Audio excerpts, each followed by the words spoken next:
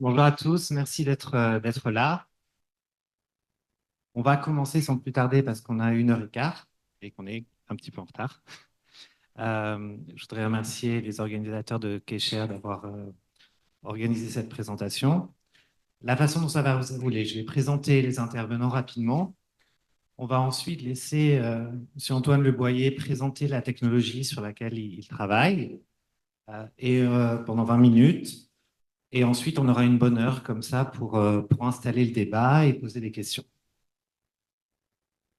Alors, on a la chance d'avoir avec nous euh, le grand rabbin, Rav Michael Ben Admon, qui est le grand rabbin de la communauté israélite de Genève. Il a pris ses fonctions le 1er novembre 2022, père de 6 enfants, grand-père de 2 petits-enfants, rabbin, philosophe. Il est conscient des enjeux du judaïsme dans le monde moderne.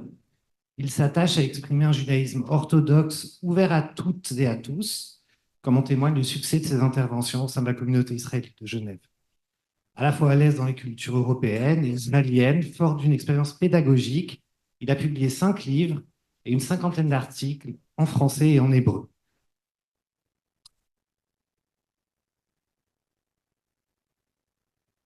Nous avons également la chance d'avoir Rabbi Nathan Alfred, qui est le rabbin du GIL, la communauté israélite libérale de Genève, depuis début 2024, où il succède à Rabbi François Garay. Le rabbin Nathan Alfred a grandi à Londres. Il a étudié les langues classiques au King's College à Cambridge. Il a été ordonné rabbin en 2008. Après des études à Londres et à Jérusalem, il a travaillé dans de nombreuses communautés à travers le monde, notamment à Bruxelles, au Luxembourg, à Singapour et en Israël, même à Vilnius et à New York. Il fait partie du conseil d'administration de l'European Radical Assembly, élu président en 2024. Il est membre de la Central Conference of American Rabbis et du New York Board of Rabbis du Keren. Il adore jouer aux échecs, où il avait un niveau très compétitif. On a parlé avant la conférence. Et dans sa jeunesse, il était 2 fois champion britannique d'échecs. Et bien sûr, il est marié et il a un enfant.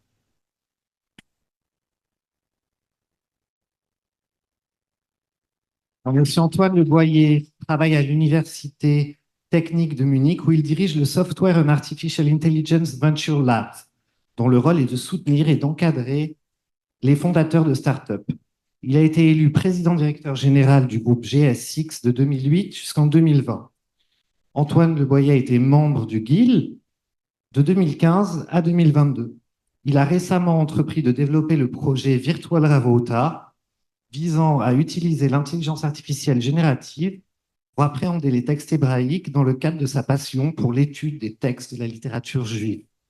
C'est un projet passionnant qu'il a mené et je vais tout de suite lui laisser la parole pour qu'il puisse le présenter pendant une vingtaine de minutes.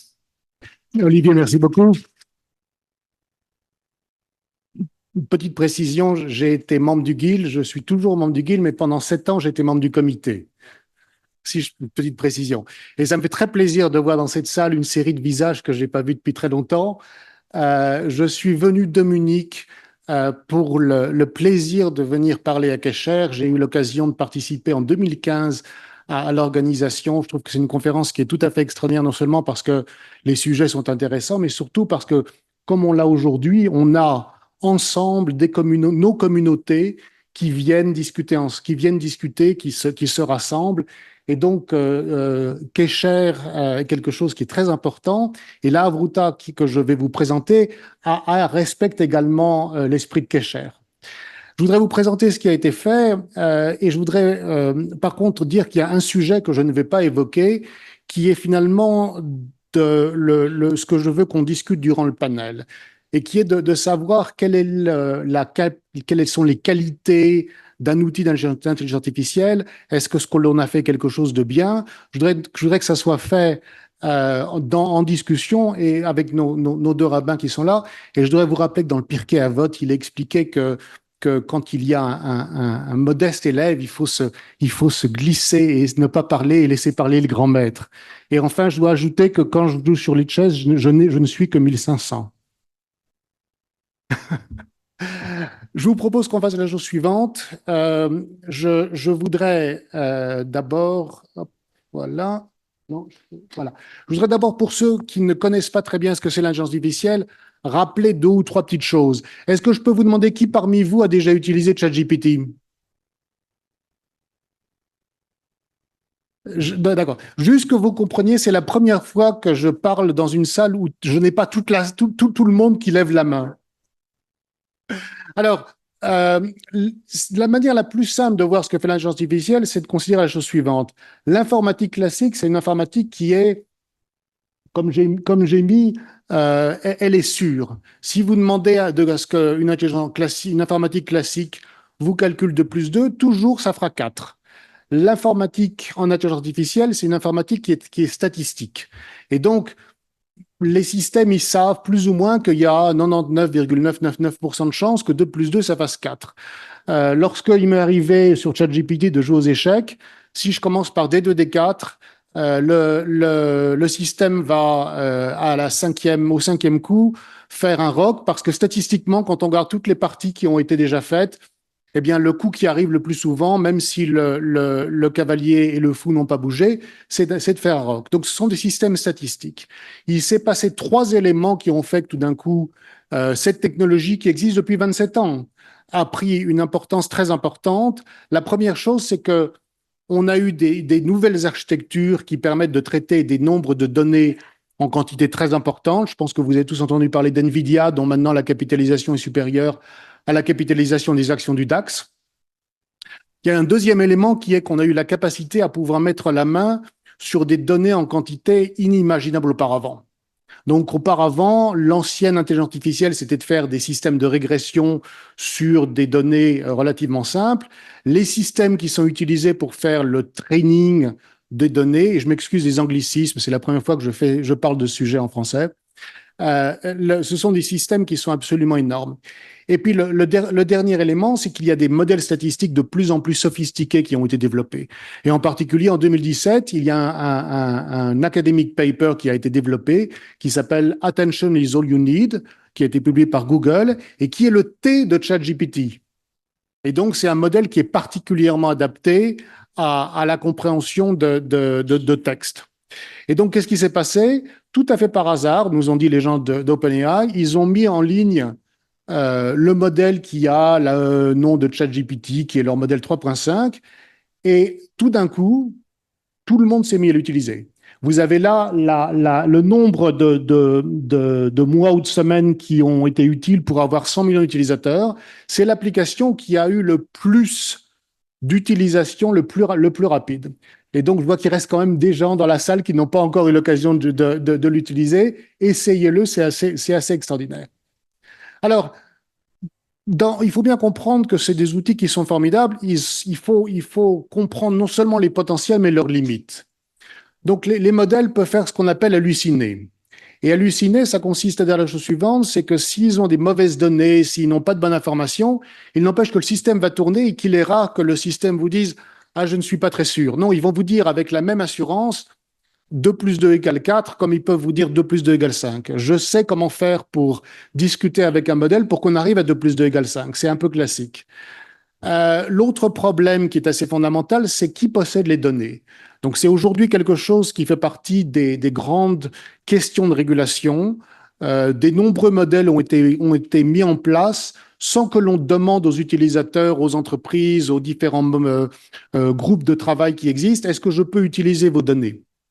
Donc, c'est quelque chose qui est quelque chose qui structurellement pourrait avoir un problème sur l'intelligence artificielle. Et par ailleurs, je ne sais pas pour vous, mais plusieurs fois, quand je suis allé écouter les drachas de nos rabbins, qu'est-ce qu'ils ont pu se moquer de ChatGPT? Qu'est-ce qu'ils ont pu avec régularité? Je ne sais pas si c'est le cas pour vous deux, mais j'étais une fois à Paris et toute la dracha du rabbin était d'expliquer que elle avait beaucoup plus d'humour que ChatGPT, donc on pensait qu'elle avait un rôle très important.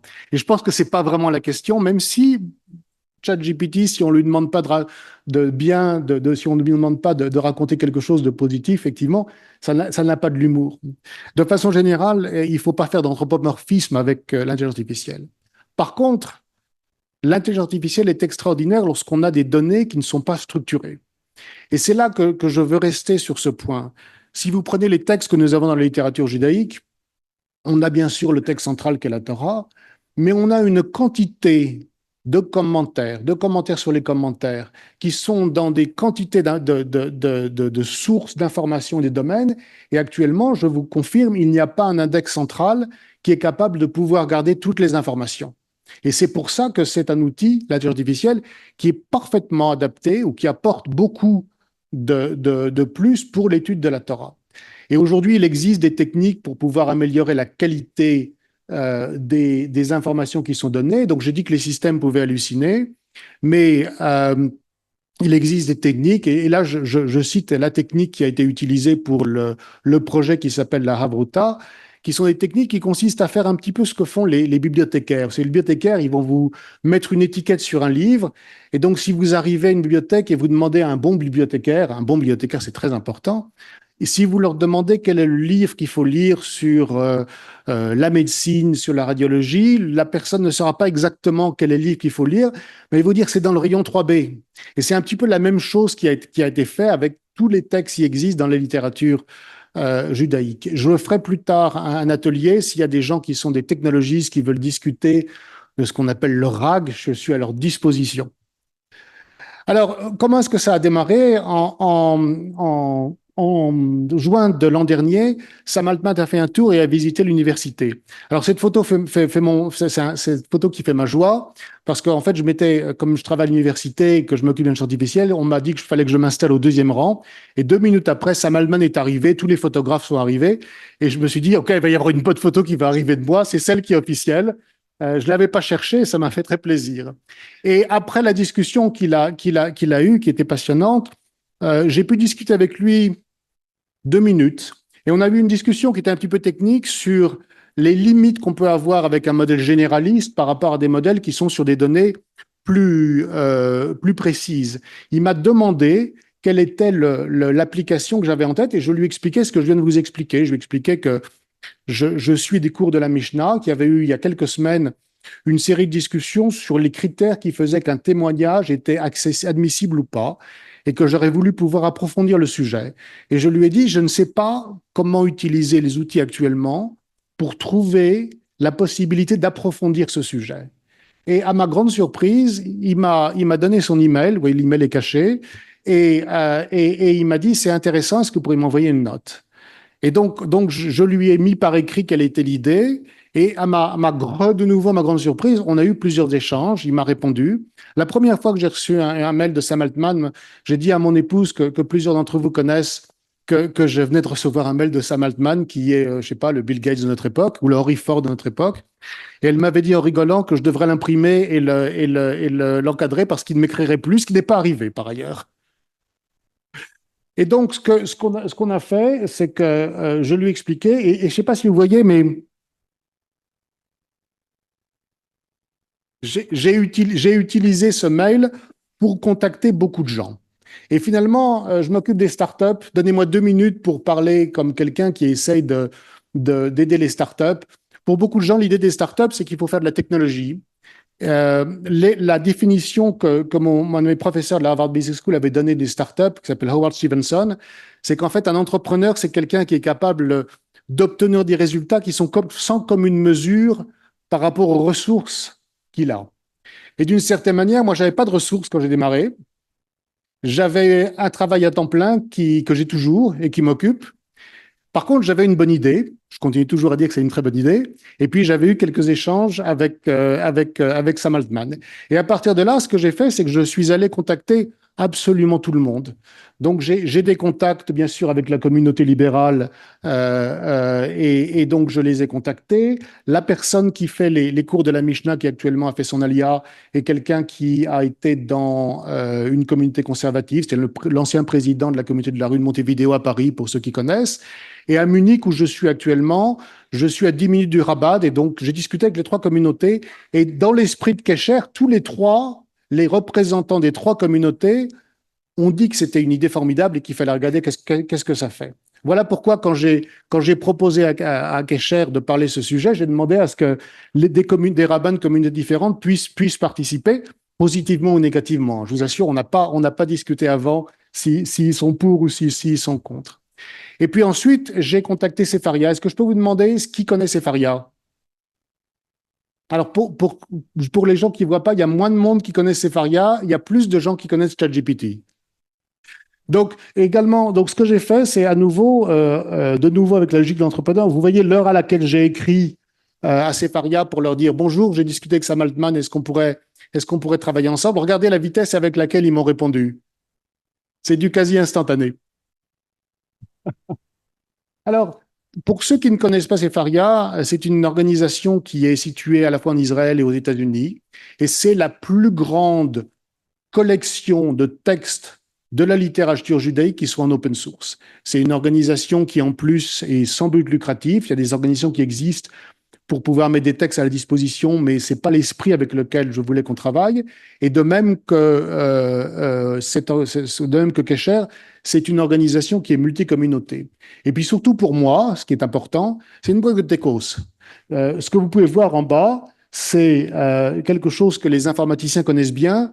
On appelle ça, c'est la page GitHub de Sefaria. C'est-à-dire que toutes les technologies qui permettent d'accéder, d'interroger, de récupérer des textes sont documentées, comme sont documentés toute une série de codes qui sont réalisés par des gens dans le monde technique. Donc, c'est une boîte de techos. Si vous avez l'occasion, donc je vous encourage non seulement je vous encourage vraiment d'aller sur Sefaria. Il y a une quantité d'informations qui est extraordinaire. Il y a une application qui existe sur le web. Moi, j'utilise l'application sur l'iPad et c'est probablement l'application qui arrive sur mon iPad on top de tout. C'est absolument extraordinaire. Et donc, ce qu'on a fait, c'est qu'on a commencé début septembre à avoir une série de conférences call. À nouveau, je tiens à insister sur le fait qu'on a un boulot à temps plein et on a commencé à réfléchir comment est-ce qu'on pouvait avancer. On a fait venir nos amis d'OpenAI, mais on s'est aperçu très rapidement que ce sont des gens qui font plus de la recherche et qui ne sont peut-être pas parfaitement adaptés à aider, alors qu'ils sont en Californie, des gens qui sont en Europe pour pouvoir aider à faire un sujet. Et puis, on a eu une grande chance, toujours dans cette série qui consiste à discuter avec plein de gens. À l'université, il y a un groupe qui s'appelle Applied AI et qui est probablement le meilleur centre de compétences en intelligence artificielle en Allemagne. Et en fait, ils cherchaient pour une entité qu'ils ont, pour une division qui travaille uniquement sur des projets qui sont sans but lucratif, ils cherchaient un projet de qualité visible pour pouvoir déployer les technologies qu'ils ont faites justement sur ce qu'on appelle le fameux RAG que j'ai évoqué. Et donc, ils sont venus me voir et ils ont dit qu'ils pouvaient parfaitement nous aider à la réalisation du projet. Et donc, on les a récupérés, je dirais, en octobre, et on a fait un premier modèle qui était bâti sur la Torah, le Talmud, la Mishnah, à peu près 1 million de mots pour que vous réalisiez, et on a commencé à le faire tourner pour pouvoir voir comment ça donnait. Puis on s'est aperçu que c'était pas mal.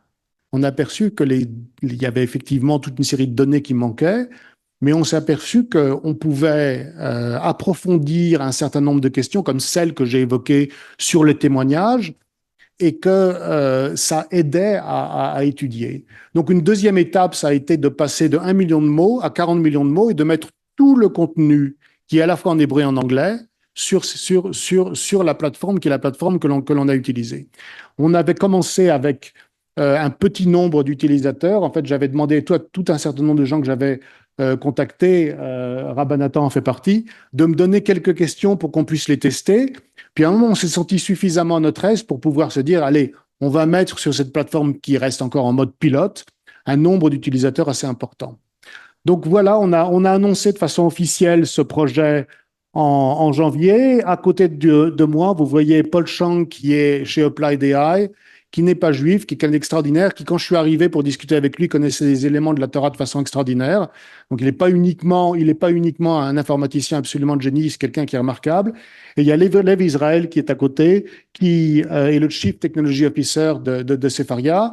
Et à gauche, il y a Jennifer Schenker, dont l'épouse est Stéphane Bender, que beaucoup de monde dans la communauté libérale connaissent, puisqu'il a été le vice-président de la UPJ pendant très longtemps.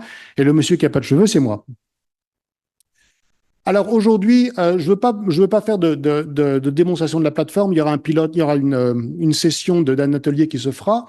Mais je voudrais vous expliquer un petit peu où est-ce qu'on en est. D'abord, pour pouvoir interroger un modèle, il faut faire ce qu'on appelle un prompt. Il faut apprendre à poser une question, ce qui par ailleurs est très juif, comme nous le savons tous. Et la question qu'on s'est posée, c'est finalement comment est-ce que répond un rabbin? Et à ma connaissance, un rabbin n'est pas quelqu'un qui, quand on lui pose une question, va dire une question, une réponse. Il vous prend la main, il vous fait avancer de quelques pas, et puis ensuite, faut qu'on travaille. Donc, c'est comme ça qu'on a essayé de bâtir le prompt, ce qu'on appelle en anglais le prompt, pour pouvoir comprendre comment avancer sur les sujets. On a également voulu prendre en compte le fait que dans les différentes communautés, même si on travaille sur les mêmes textes, on a des positions qui peuvent être différentes. Et chaque fois qu'il existe des positions différentes, le système va dire, ah, les libéraux font ça, les conservateurs ont telle position, les orthodoxes ont telle position. On ne veut pas que le système, entre guillemets, le système s'arrête là. On veut que le système puisse permettre d'avancer, mais donne avant tout envie d'approfondir. Et j'espère que quand on le fera le panel, je ne me ferai pas trop reprendre sur ce point. On a également testé les langues de la plateforme. Donc, on l'a ici en anglais, en hébreu, en français. Comme je suis en Allemagne, j'ai utilisé. Hier, je l'ai utilisé pour la première fois en espagnol. Ça marche, merci beaucoup. On a eu un soin absolument énorme à la qualité des données. C'est-à-dire que il y a des gens qui ont mis en place des modèles très rapidement sans les tester. On a une responsabilité importante par rapport aux textes qui ont été mis. Et donc, il faut qu'on soit vraiment extrêmement attentif sur la qualité du texte, sur la qualité des données. Donc, on a testé de façon très intensive aussi bien la manière dont on choisit telle et telle donnée. Donc, on vérifie que le bon bibliothécaire est vraiment un très bon bibliothécaire. Et également, on a vérifié la qualité des données de façon à faire ce qu'on appelle en technique le fine-tuning. On a également fait une semaine où dans un canal qui était privé, on avait fait les pires tests qui soient. Chaque fois qu'on mettait une question, on appelait ça du red testing pour ceux qui connaissent l'informatique. C'est chaque fois qu'on mettait des atrocités ou des trucs marrants, on expliquait. Je vous rappelle, hein, c'est pour le test, hein, c'est pour le test. Mais on a fait ça de façon extrêmement responsable. Et actuellement, on a 172 participants hier, on a 3 groupes privés d'études. Et on a, parmi les gens qui l'utilisent, de par le bouche à oreille, des rabbins, des membres de communauté. Les personnes qui sont les plus actives actuellement sont en fait du Rabbad. On a regardé les statistiques on a vraiment actuellement des gens qui l'utilisent et qui nous ont fait toute une série de commentaires très positifs. On a tout un travail. Alors, la plateforme est actuellement en mode privé, c'est-à-dire qu'on fait ça de façon à nouveau très responsable, j'insiste là-dessus.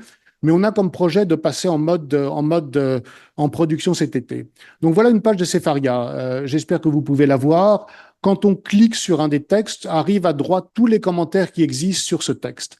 Et si vous regardez, on a donc 89 commentaires, plus 3, plus etc., etc. C'est pas possible de lire tous. Et c'est un peu le problème. Soit on tombe sur des systèmes où on n'a pas assez d'informations, soit et c'est souvent le cas, on a trop d'informations. Donc, ce que l'on va faire, c'est de faire quelque chose qui va être mis en place progressivement et dont les éléments vont être mis en août.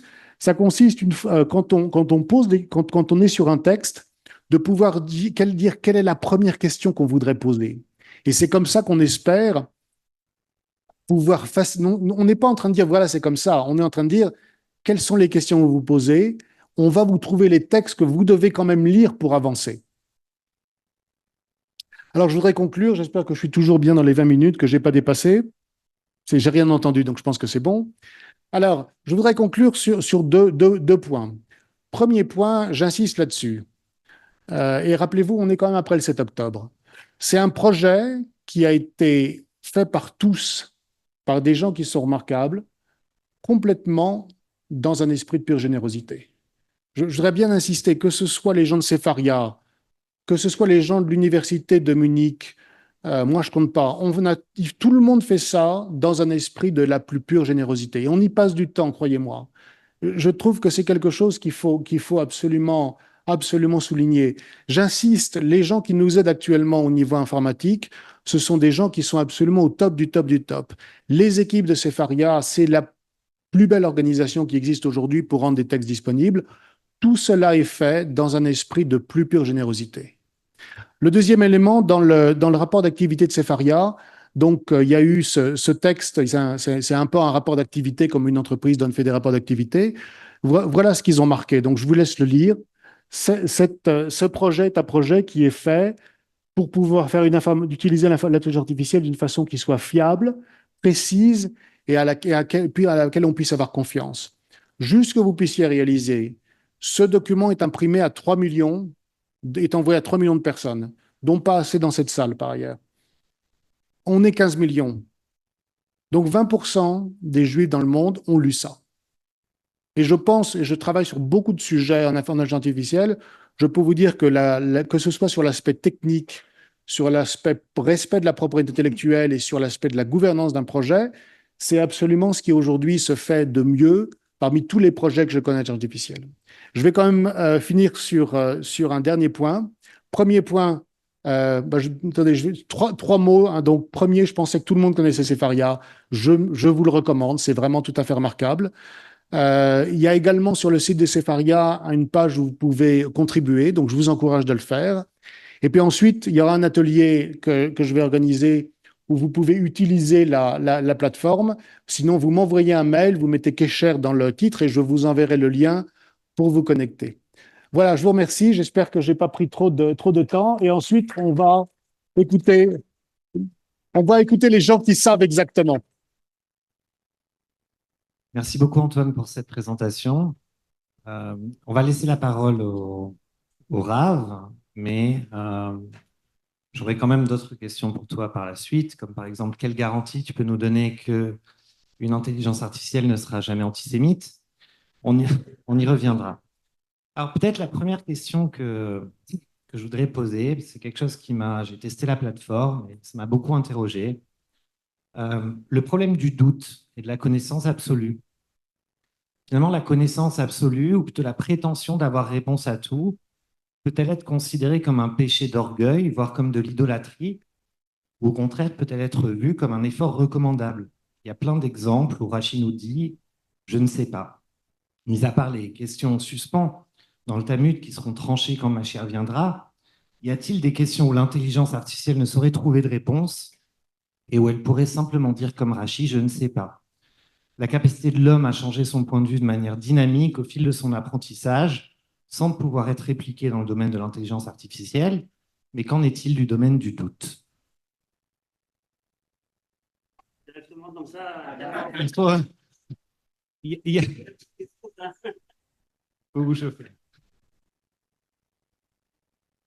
D'abord, merci beaucoup parce que c'est vraiment passionnant et c'est un vrai projet pour le peuple juif, donc, et pas uniquement, mais c'est vraiment quelque chose d'incroyable.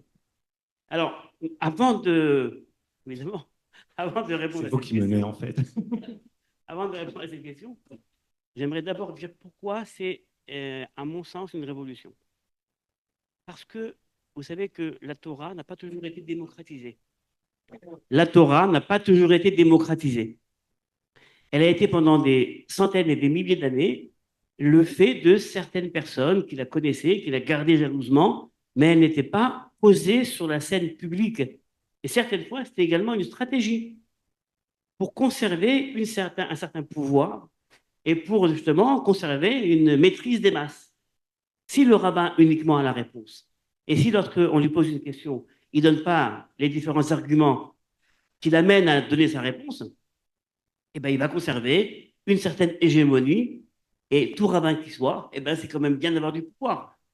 Et donc, quelque part cet outil-là, qui a commencé bien avant, en fait, hein, ChatGPT, ça a commencé avec la mise en ligne également, avant Sefaria, d'autres textes, évidemment, le projet Tachou, Totsara Chokhmah, et beaucoup d'autres programmes comme ça, en fait, viennent démocratiser la Torah et nous imposent la connaissance absolue.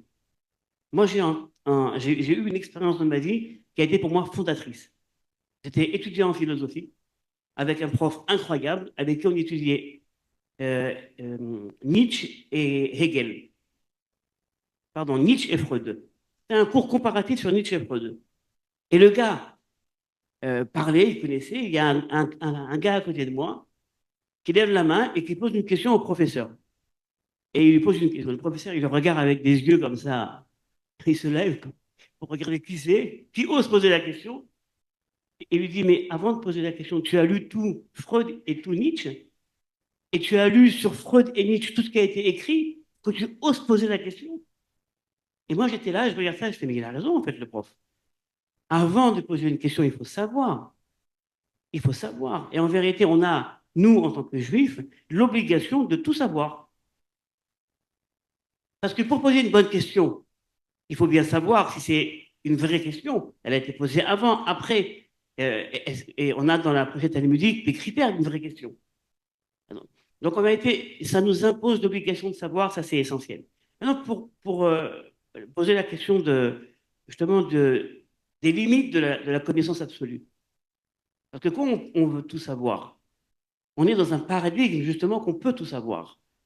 Et le paradigme du savoir absolu nous aveugle certaines fois en nous donnant des réponses qui peut-être sont des réponses partielles. Et j'aimerais en fait dire la chose suivante. C'est quoi un doute? C'est quoi une réponse partielle? À mon sens, c'est une réponse où la dimension humaine, émotionnelle, serait peut-être un petit peu éludée. Il y a certaines fois des réponses de Rachid. Quand il dit je ne sais pas, c'est pas qu'il ne pouvait pas donner une réponse. Non pas que je veuille maintenant faire l'apologie de Rachid et de sa connaissance, pas du tout. Mais certaines fois, il aurait pu donner des réponses, mais il préfère dire je ne suis pas certain que la réponse soit assez forte pour être proposée comme réponse. Il y a un poids de la réponse, il y a une teneur de la réponse. Et on préfère certaines fois rester dans le doute par humilité épistémologique. Et ça, c'est quelque chose qui relève d'un sentiment. Et certaines fois, on préfère garder le doute plutôt que d'avoir une mauvaise réponse. Et la question de savoir, est-ce que certaines fois, ChatGPT peut nous donner l'illusion de la réponse absolue? Oui, ça peut être en effet pas un danger, ça peut être une lacune. Mais quelque part, on a avant tout l'obligation de savoir peut-être quelles sont les réponses possibles pour après, nous également, devoir nous positionner. Ce que je veux dire, c'est qu'en vérité, toute cette connaissance qu'on a maintenant devant nous, eh bien, elle ne nous empêche pas de nous positionner dans la critique et de dire ça oui, ça non, ça plus, ça moins, ça je ne suis pas convaincu, on reste quand même nous-mêmes maîtres de notre pensée. C'est ça qui est essentiel. Donc même, on peut avoir face à une connaissance, à une réponse, un doute qui va subsister, et c'est pas grave. Voilà, c'est...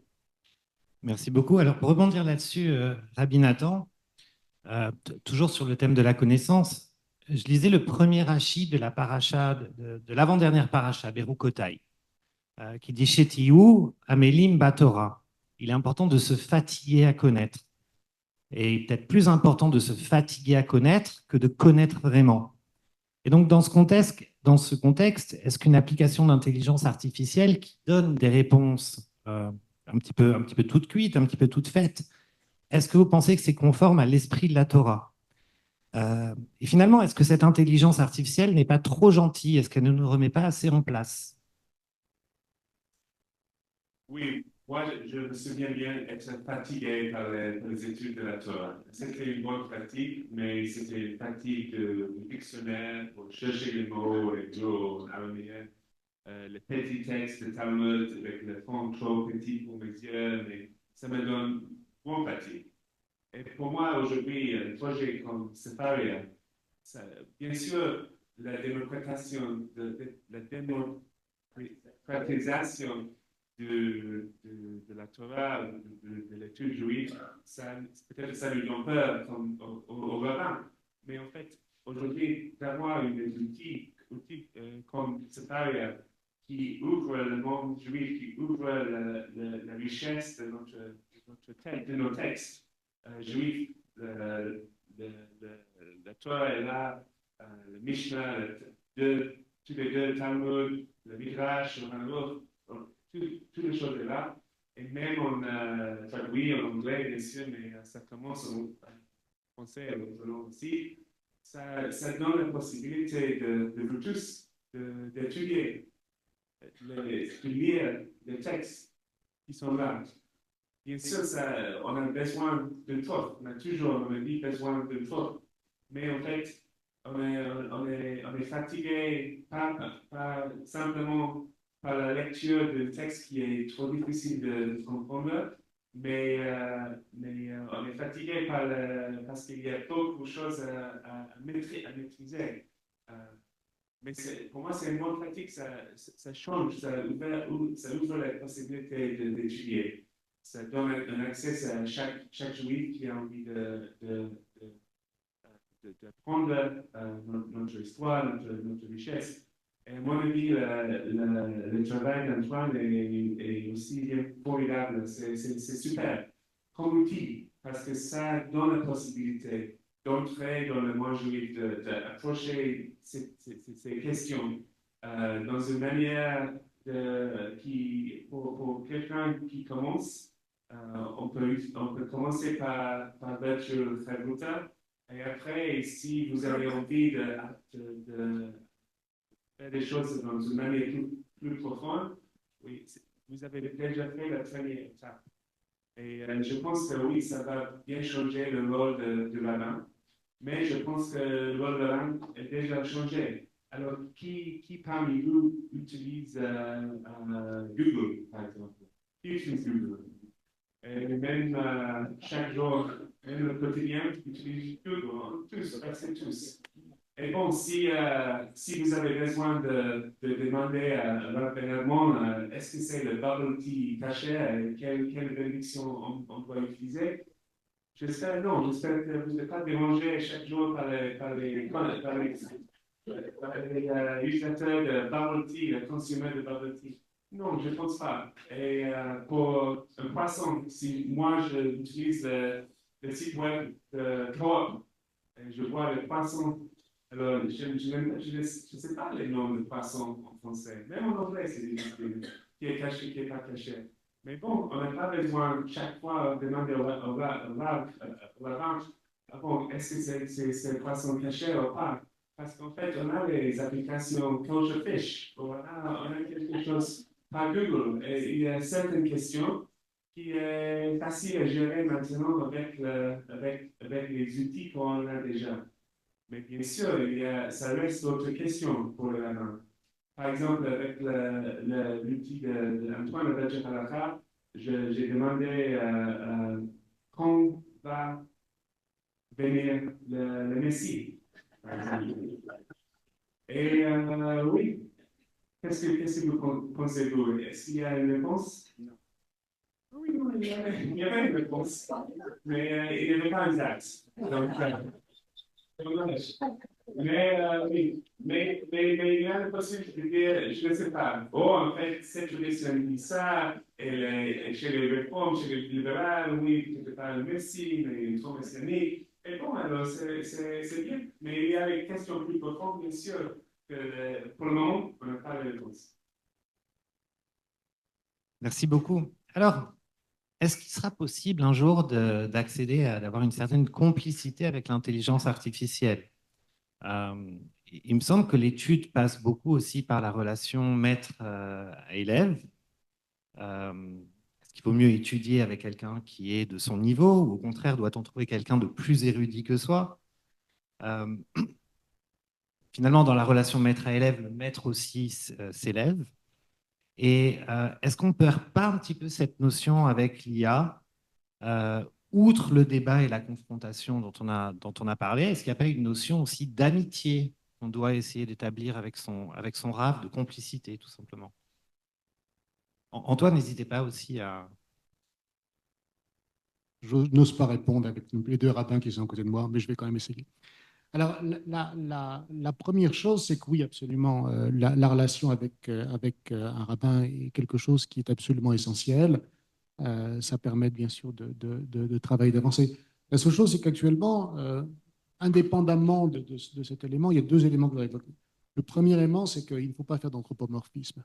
C'est-à-dire qu'une intelligence artificielle va vous donner une réponse qui va être en français, en anglais, avec des phrases qui sont articulées. Ça reste quand même des machines. Il faut savoir se rappeler que ce sont des machines.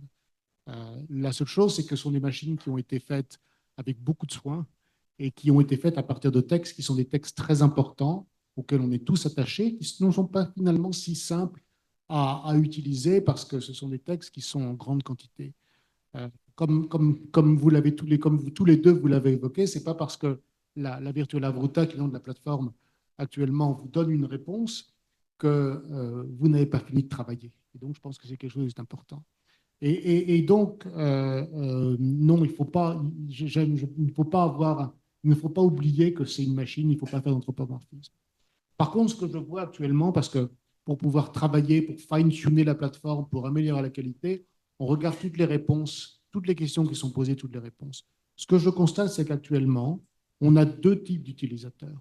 On a des gens qui veulent poser des questions qui n'oseraient peut-être pas poser à des rabbins, parce que parfois, on a même, si on a des rabbins très bienveillants, comme ceux qui sont sur cette, pour ceux qui sont avec moi, on n'a peut-être pas envie de poser quelques questions. Et puis, on a également un autre type d'utilisateurs de plus en plus, qui sont des gens qui, comme Olivier ou d'autres, posent des questions qui sont des questions vraiment poussées. Et donc, on les avait contactés. À nouveau, j'ai toujours tendance à dire qu'il faut d'abord chercher les faits plutôt que d'avoir des opinions. On les a contactés et ce qu'ils nous ont dit de façon très claire, c'est que la qualité du travail qui était fait pour pouvoir prendre des données qui sont validées par Sefaria fait que c'est un outil qui est un outil utile pour eux. Et également, je voudrais juste revenir et conclure, c'est comme la question que tu as posée sur est-ce que l'injustice est antisémite.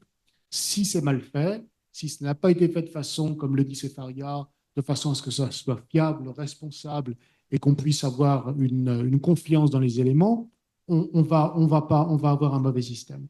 Donc, il ne faut pas avoir d'anthropomorphisme. C'est un système sur lequel on ne développera pas d'amitié, mais c'est un système qui a une valeur très importante. Merci beaucoup. Rav Ben Edmond, est-ce que vous êtes d'accord? Est-ce que c'est un outil qu'on peut mettre entre toutes les mains? On part du principe que l'étude de la Torah fait tendre naturellement vers une meilleure éthique. Finalement, quelqu'un qui aurait des valeurs morales différentes d'un cadre juif, peut-être de par son éducation, de par sa culture, au contact de la Torah, il serait entraîné vers le mieux, par l'étude de la Torah. Et donc, on a tendance à penser des fois que le judaïsme est un paradigme, ou en tout cas qu'il se pense comme un paradigme d'éthique absolue. Alors, est-ce qu'on peut résister à l'étude de la Torah? Est-ce que la Torah peut être mise entre toutes les mains? Par ailleurs, toutes les questions sont publiques, donc c'est vrai qu'on apprend, grâce à Virtual Ravruta, des questions des autres, pour le pilote, voilà. Mais est-ce qu'on aura un peu sa propre intimité vis-à-vis de l'IA à un moment? Rav Ben Edmond, est-ce que une étude non encadrée peut être dangereuse? Et que dit le Talmud au sujet des autodidactes? Moi, je crois que plus on arrive à être dans la critique de notre tradition, plus on avance. Et donc, même si on a certaines fois des réponses qui nous dérangent, alors il faut les entendre et il faut les réfléchir. C'est-à-dire qu'a priori, si je pose la question, elle est j'ose. Quelle différence le Talmud pose-t-il entre les juifs et les non-juifs? C'est une question difficile. Parce qu'il y a dans le Talmud des textes pas très beaux, d'autres très nobles, mais des fois pas très beaux. Et certaines fois, on se dit, on aimerait bien que ces textes-là soient un peu moins connus, un peu moins cités, un peu moins... Bon, il y a des fake news sur le net, je peux dire. Il y a plein de fake news, un peu de n'importe quoi, mais on a des textes pas très beaux, c'est vrai, il faut le dire. Mais quand on est responsable de notre tradition, on n'a pas peur de notre tradition. Donc quelqu'un pourrait taper sur Visual Kabruta, que pense le Talmud des non-juifs, et recevoir une liste de textes véritables, avec des textes vraiment horribles. Eh bien, moi je me dis c'est super. On a la possibilité de prendre ces textes-là, de voir quand ils ont été donnés, par qui ils ont été énoncés, à quelle période, et là on fait le travail de recherche. Le ChatGPT va nous donner des faits. Nous, on doit après expliquer ce fait. C'est comme une image. Hein, on a une photo. La photo ne suffit pas, il faut savoir c'est quoi le contexte. Qu'il a pris, pour qui, pourquoi. Et donc, je pense que c'est le même travail qu'on doit faire. On doit avoir devant nous l'information et ensuite, on doit être capable d'interpréter l'information, même quand, à certaines époques, elle était nuisible pour nous. Aujourd'hui, on est capable de dire ces textes-là, en fait, il n'y en a pas un seul, mais il y en a 10. Il y a différentes options, il y a différentes façons de penser, il y a des traditions alternatives. eh ben, c'est par un engagement aimant qu'on se rapproche même des textes qui sont dérangeants. Et quelque part, je crois que avec ce genre d'outils, quand c'est bien utilisé, on n'a pas de crainte à avoir. Parce qu'en fait, les personnes qui sont malveillantes auront en effet une utilisation malveillante, mais ça ne commence pas avec cet outil-là, ça a commencé depuis bien longtemps. Au Moyen Âge, on avait des juifs qui s'étaient convertis au christianisme et qui avaient une bonne connaissance talmudique et qui ont été les premiers à faire des compilations anti-juives et anti-talmudiques. On n'avait pas de possibilité de répondre si facilement. Aujourd'hui, on peut répondre facilement. On peut expliquer les choses. Donc, en réalité, tout est bon. Dès qu'on est dans la vraie connaissance, c'est bon. J'aimerais dire quelque chose quand même qui est important, c'est qu'à mon avis, ce que nous donne le virtuel Rabruta, ce sont des textes et des compilations, et certaines fois des réflexions qui ont déjà été pensées et qui sont présentées devant nous. L'étape d'après, ça serait quoi? Écoutez bien. J'ai un fils qui étudie le traité Baba Batra. Baba Batra, ça traite des questions de voisinage. Deuxième chapitre. Je pose la question, mon fils, qu'est-ce que tu étudies? Ah ben, j'étudie Baba Batra, deuxième chapitre. Magnifique. Mon fils, qu'est-ce que tu étudies? Ah ben, j'étudie la Mishnah qui dit que quand on va mettre un cimetière à côté de la ville, il faut le mettre pas moins de tant de mètres après la ville. Mon fils, qu'est-ce que tu étudies? Il m'a dit, mais qu'est-ce que tu me poses comme question 10 fois là? Je t'ai répondu, je fais non, tu m'as pas répondu. Tu étudies l'urbanisme selon le Talmud. Et ça, c'est la catégorie qui n'est pas marquée dans le Talmud, mais c'est de l'urbanisme. Et l'étape d'après, c'est être capable de traduire le Talmud dans des concepts contemporains. Et là, on rend les choses passionnantes parce que tout d'un coup, ça nous parle vraiment. Et on peut faire des comparaisons entre l'urbanisme talmudique, l'urbanisme européen, l'urbanisme chinois, allez savoir. Et là, ça devient vraiment passionnant. Et ça, c'est l'étape d'après. Merci beaucoup. Rabbi Nathan, alors à quel moment est-ce qu'un robot peut compter dans un minyan? Et euh, pour, euh, pour aller peut-être un peu plus dans une question un peu plus fine, on va dire, il y a des études qui ont été menées sur l'intelligence artificielle appliquée à la médecine. Et il a été montré à l'aveugle que la réponse à des questions de patients était supérieure d'un point de vue qualitatif, mais aussi en termes d'empathie. Donc, la question a dû être posée souvent, c'est est-ce qu'on peut remplacer un rabbin par une intelligence artificielle? Alors moi, je ne poserai pas cette question que je trouve un peu hérétique, mais les frontières deviennent plus floues. Alors, comment est-ce que vous analysez ce changement de référentiel, Rabbi Nathan?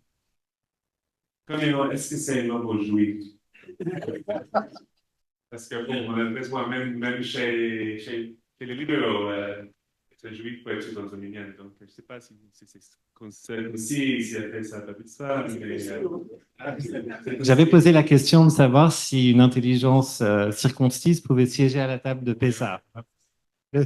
C'est de la provocation graphique. Ça, c'est que l'une des choses très intéressantes maintenant avec la technologie, c'est la créativité, la création du mot, la création de l'ordinateur, l'AI peut parler d'une certaine manière. Et est-ce que c'était toujours le Turing test des années 50, je pense? Est-ce qu'on peut distinguer entre un robot et un humain? Alors, est-ce que c'est possible qu'un robot peut être développé ce que vous ne savez pas la différence avec qui vous parlez? Donc, aujourd'hui, ça devient peut-être possible.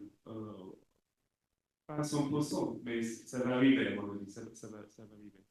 Donc, pour les discours de latin, oui, c'est sûr que le chat GPT peut écrire les drafts mieux que, oui, certainement mes collègues, peut-être moi aussi. Non, non, c'est une blague, mais oui, ils sont excellents. En certaines choses, ils sont excellents. le plus clair, les idées sont bien développées je sais pas mal de collègues aux États-Unis qui ont essayé, qui ont donné un discours qui après, c'était donné, après, ils ont dit oui, en fait, c'était ChatGPT et ils ont demandé aux fidèles si ils ont vu la différence entre le rabbin et le ChatGPT. Et pour la question de l'empathie, oui, si un robot peut être, peut avoir plus d'empathie que le matin ou que l'homme, hein, oui, je suppose que le jour peut arriver. Mais je vous demande, si on est mouvant dans le lit et c'est les derniers jours, alors qu'est-ce que vous préférez? Vous préférez un robot ou un rabbin? Alors je vous laisse la réponse, mais c'est pas loin. Oui, mais bon, je pense qu'il y a les choses que, oui, techniquement on peut faire, mais pour le moment, je pense qu'on peut faire le human touch, la touche humaine. Ça va rester quelque chose même si les robots peuvent créer les discours, peuvent donner la vie pour exprimer l'empathie mieux que nous.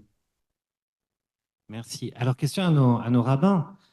D'un point de vue alarique, est-ce qu'il y a des interdits vis-à-vis de l'intelligence artificielle? La Torah le permet-elle? Est-ce qu'on peut trouver des références? Est-ce qu'on doit adapter le cadre régulatoire ou la halara ou émettre des décisions à ce sujet aujourd'hui?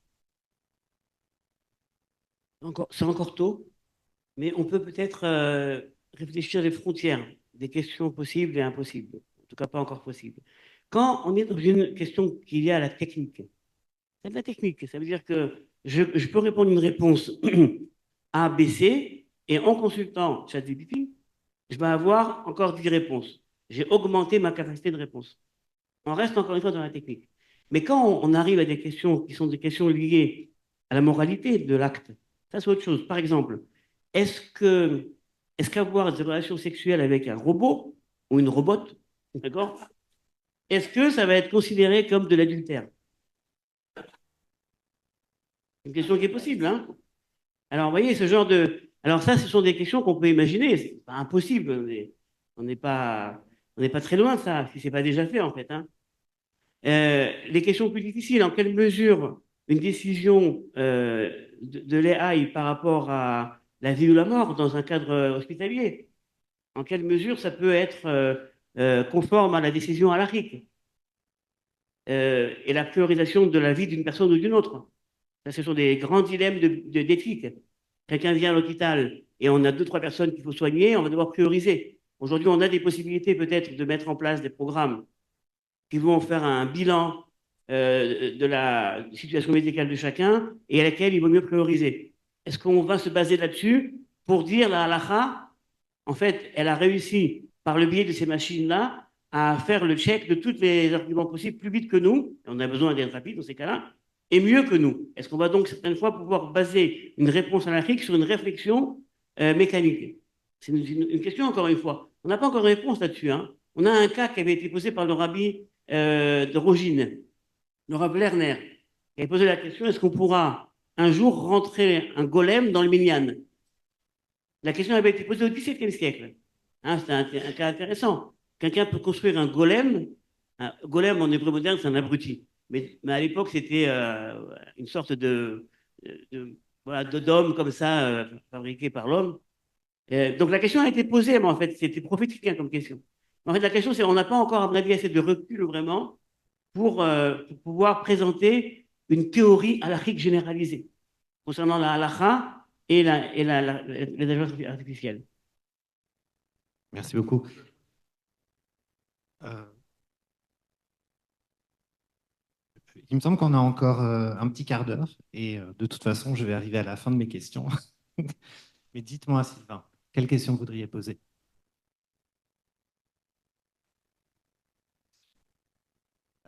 Alors, Rabbi Nathan, vous qui êtes aussi un grand joueur d'échecs, quelle comparaison est-ce que vous pourriez faire entre l'apprentissage de la Torah grâce à une intelligence artificielle ou l'apprentissage des échecs?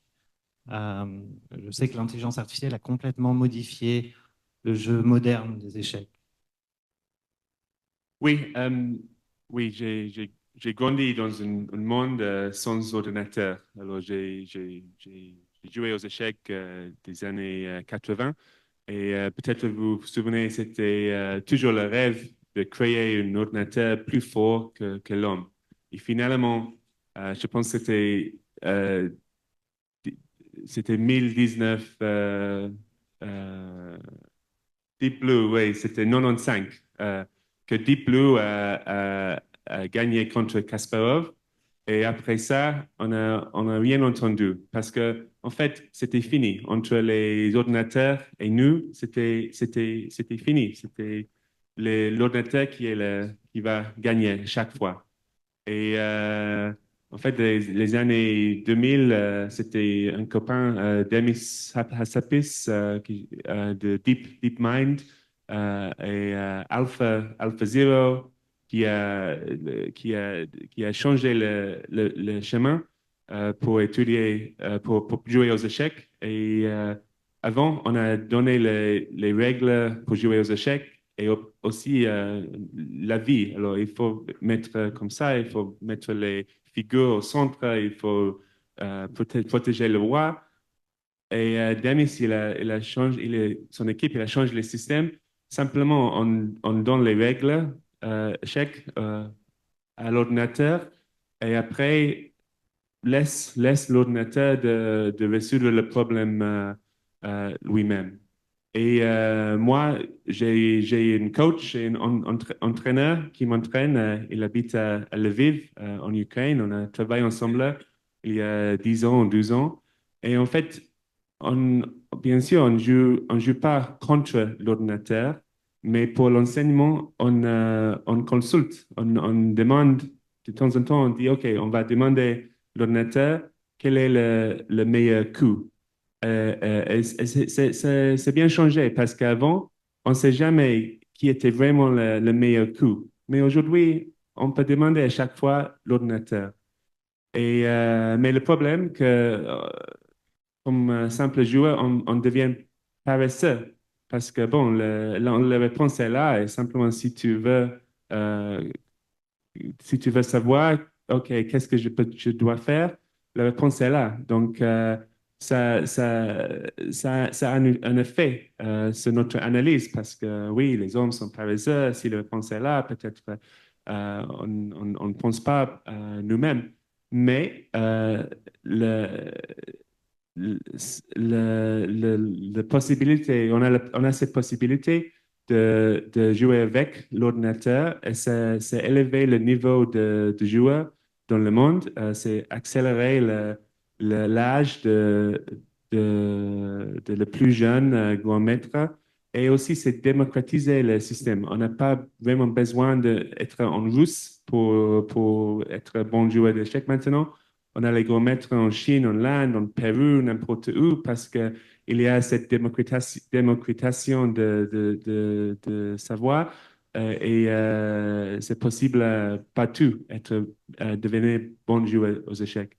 Et je pense qu'il y a un parallèle entre ces mondes bien définis, bien finis des échecs et le monde juif, où les questions sont plus larges et si on donne la possibilité, si on démocratisait l'accès du texte, euh, on peut accélérer le processus de l'apprentissage, on peut élever notre niveau de connaissance, à mon avis. Bien sûr, il y a les dangers. Euh, Bien sûr, il faut un coach, il faut un maître, ça reste là, mais on peut travailler avec la technologie et pas contre la technologie de faire du progrès. Merci beaucoup. Euh, Antoine, comment s'assurer que... enfin, je sais que tu avais aussi un petit commentaire sur les échecs, alors je vais te laisser la parole à cette occasion. Comment s'assurer que l'IA est entraînée de manière neutre et qu'il n'y a pas un agenda politique ou sociétal derrière tout ça? Je vais développer un peu ma pensée et peut-être la formuler de manière volontairement un peu provocatrice. J'ai posé à l'IA, un juif est-il nécessairement sioniste et un sioniste est-il nécessairement juif? À quoi l'IA a répondu, c'est peut-être un peu paradoxal, qu'un juif n'est pas nécessairement sioniste et qu'un sioniste n'est pas nécessairement juif. Alors, on sait qu'il y a plein de courants sionistes non religieux. Rav Ben Admon avait fait un apéro du rabbin à ce sujet. Maintenant, la Torah est pleine de références sionistes. Donc c'est difficile, à mon sens, de dire que la Torah n'a pas, ou le judaïsme n'a pas une essence sioniste. Les yeux d'Akadosh Baruch Hu sont en permanence sur Eretz Israël, du début de l'année à la fin de l'année. D'ailleurs, ce sont les Mélarim qui gouvernent en dehors d'Israël, alors qu'Akadosh Baruch Hu dirige le monde directement sur Israël. Donc, est-ce que l'IA n'est-elle pas un peu politiquement correcte? Est-ce qu'il n'y a pas un agenda? Et comment s'assurer que ce ne soit pas le cas, que ce ne soit pas politiquement correct? Alors, juste avant de répondre, je voudrais rajouter un petit commentaire par rapport à ce qu'a dit Rabbi Nathan. Historiquement, lorsque Kasparov a été battu par Deep Blue, le monde des échecs a eu peur que tous les joueurs d'échecs n'aient plus envie de jouer aux échecs puisqu'une machine avait battu quelqu'un au niveau de Kasparov. C'est le contraire qui s'est passé. Et ce que j'espère avec la Havruta, c'est que ça va faire en sorte que un nombre important de gens vont avoir encore plus d'intérêt pour la Torah et pour l'étude, comme beaucoup plus de gens ont eu d'intérêt pour les échecs. Donc c'est ça que j'ai comme objectif. Quant à la question que tu poses, la raison qui fait qu'actuellement on a cette application qui est en mode pilote, c'est qu'on a fait extrêmement attention à cet aspect de test. Et à nouveau, je veux rendre hommage aux équipes aussi bien de Plaid AI que de Separia. On a fait très très attention. Par exemple, si on pose une question et que le système n'a pas suffisamment de références, il va dire j'ai pas trouvé grand-chose, c'est a priori ça, là et là et là. Donc on fait très attention. Mais sinon, on a rédigé les prompts d'une manière qui était une manière les plus responsables possible. On fait des tests de façon incroyable. Je pense que poser la question de savoir si une machine va avoir un but politique, c'est un petit peu anthropomorphiser la machine. Et donc, je ne connais que les éléments, les rouages sur lesquels on peut avancer. Je pense que la gouvernance avec laquelle on travaille sur le projet fait qu'on fait très attention. Mais si on voulait ne pas faire attention, si on voulait le faire de façon un petit peu rapide et bâclée, ou si on avait une volonté, je dirais, des objectifs néfastes, on n'aurait aucun problème pour le faire. Donc, faites-nous confiance, utilisez-le. En plus, si vous voyez de temps en temps dans la plateforme qu'il y a des réponses de mauvaise qualité, c'est comme ça qu'on va avancer de façon commune. Et d'une manière générale, je pense que c'est comme ça que le savoir et l'éthique juive avancent, c'est par cet aspect de discussion. Donc, je ne sais pas comment, comme disait Rachid, je ne sais pas, mais je pense que c'est le seul moyen que j'aurais de répondre à ta question. Merci beaucoup. Alors, par rapport peut-être au contexte dans lequel la question est posée. Quand on pose la question à l'IA, le Shulchan Aruch peut-il être sujet à interprétation?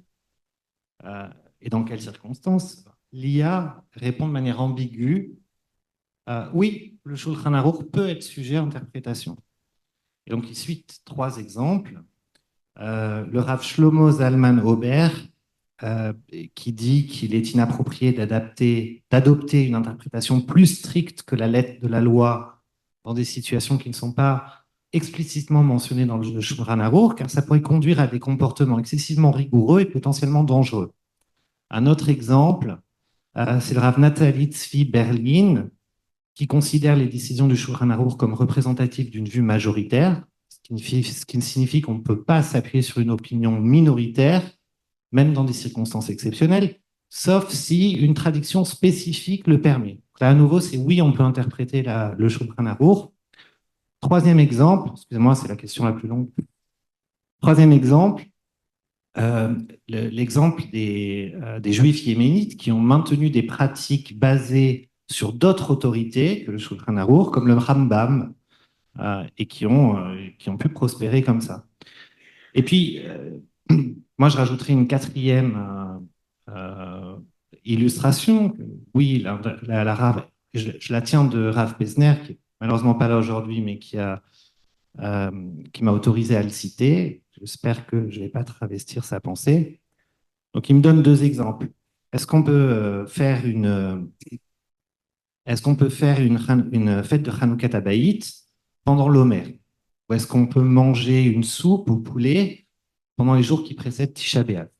Alors, il donne ces exemples en disant un rabbin, normalement, devrait dire non, on ne peut pas manger une soupe avant Tisha B'Av, mais il a des fois l'obligation d'enfreindre la Lara et de dire oui, si la personne qui demande la question pour la soupe est très physiquement, on va dire, faible, le rabbin a l'obligation, il dit, de l'autoriser. Pareil pour la Hanouka Tabaït. Normalement, on n'a pas le droit de faire une fête pendant l'Omer, mais si c'est le 30e jour, c'est quand même une mitzvah de poser la mezouza, donc on peut le faire. Alors, ma question, c'est la suivante. Finalement, on s'aperçoit que la halara peut dépendre du contexte et de la personne qui pose la question. Et donc, est-ce qu'il n'y a pas un danger à poser des questions à une intelligence artificielle qui est dépourvue de contexte?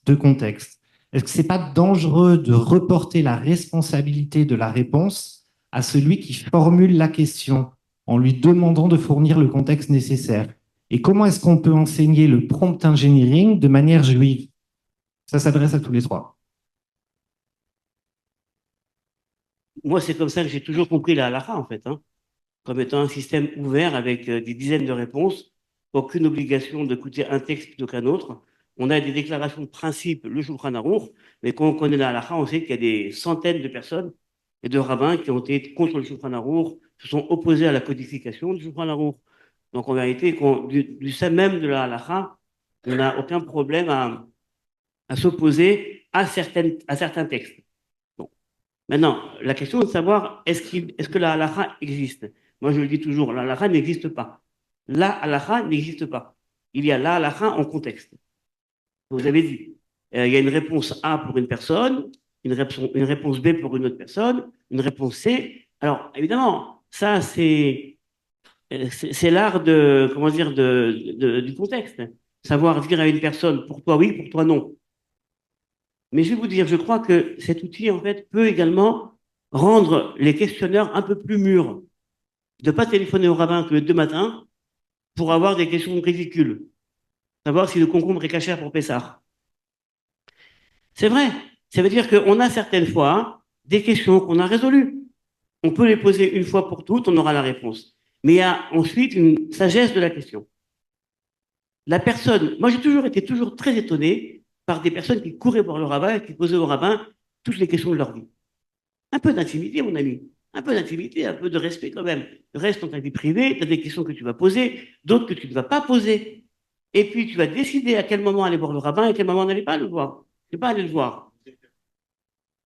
Alors on peut être le confident, mais là je dis que le juif lambda doit savoir à quel moment utiliser le rabbin. Au même titre qu'il va utiliser ChatGPT. Il faut savoir quand est-ce qu'il va l'utiliser ou pas. Certaines fois, il va lui poser une question au rabbin même qui sera mal formulée. Le rabbin va à ce moment-là mal répondre. Eh ben, on aura le même problème avec un outil mécanique. Ce sera la même chose. Et c'est vrai que sur ce point-là, on n'a peut-être pas tellement d'alternatives à la rencontre du face-à-face. Vous savez, avant la version Alpha on avait on a encore énormément de sites de questions-réponses sur Internet. Moi, j'ai répondu pendant 10 ans sur un site, chez LA.org, on a répondu à 300 000 questions. 300 000 questions, vous savez, c'est quoi? C'est énorme. Maintenant, au bout d'un moment, on s'est dit, mais c'est quoi les différentes questions? Alors, il y avait un tiers de conversion, un tiers sexualité, un tiers cache-cou. Donc, c'est ce qui intéresse les juifs, plus ou moins, hein, les trois grandes catégories. Et en fait, c'était les questions qui revenaient très souvent. Trop souvent. Mais quelqu'un qui voulait avoir une visibilité, qu'est-ce que pense le judaïsme de la conversion? Eh bien, il suffisait qu'il lise, on va dire, 100 questions posées par des personnes réelles et qui sont des questions différentes, mais à chaque fois, il y a une perspective un peu particulière. Eh bien, il s'est fait une idée de la chose. Qu'est-ce que pense le judaïsme de la conversion? Il va lire 250 questions là-dessus, 250 réponses, il va comprendre. Vous voyez, donc en fait, il ne faut pas se suffire d'une seule réponse. Au même titre qu'on va avoir un rabbin. On a une réponse, on va voir le rabbin d'à côté, savoir s'il pense pareil. Et ben pareil sur ce site-là. On va poser la question plusieurs fois et après sur un autre site, on va comparer. On n'est plus dans un monde où on est dans un paradigme d'exclusivité. Il n'y a plus d'exclusivité du savoir. On est dans un monde où le savoir explose. On va devoir jouer avec ça. C'est un changement dans le monde rabbinique, hein, un grand changement. On va faire avec. Merci. Alors peut-être ma dernière question, et puis après je laisserai le micro traîner dans la salle. On a le temps ou pas? Ah non, c'est trop tard. Bon. Eh ben alors, j'invite tout le monde à l'atelier, hein, pour poursuivre l'expérience. Je voudrais vous remercier à tous les trois, c'était passionnant. J'espère que je vous ai pas froissé avec mes questions.